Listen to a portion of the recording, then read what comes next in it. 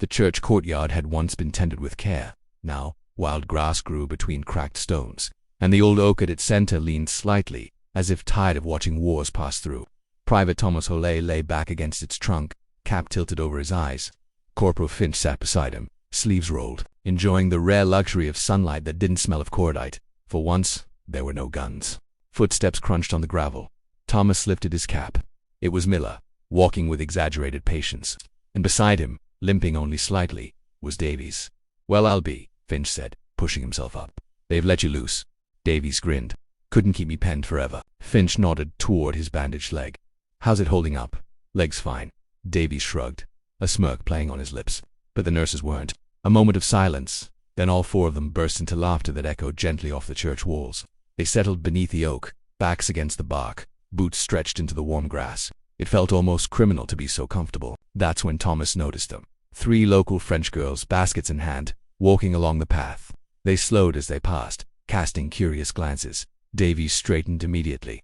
"I'm going to talk to them, with that leg." "You'll frighten them," Miller snapped, brushing imaginary dust from his tunic. "No, this requires a professional." Before anyone could argue, Miller jogged across the courtyard, trying to look casual. "Bonjour," he announced loudly, as if volume were translation. The girls blinked. He tried again. "Hello, we are British soldiers." He gestured broadly toward the tree. One of the girls responded rapidly in French, smiling politely but clearly confused. Miller nodded as if he understood. Yes, exactly." The tallest girl just shook her head, smiling apologetically, and made a small gesture with her hand that needed no translation. "No?"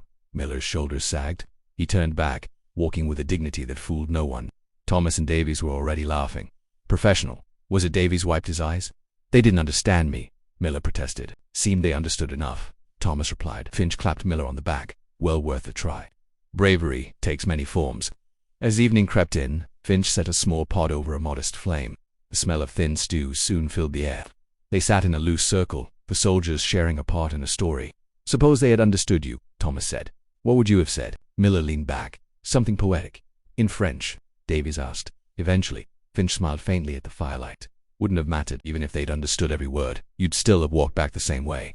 Miller grinned reluctantly. "You may be right." The stew was passed around. The sky turned from soft gold to violet. For a little while longer, the war felt distant, held back beyond the courtyard walls. And beneath the old oak tree, they talked about what might have been, as if the answer could somehow be cooked into the bottom of the pot. Thanks for watching.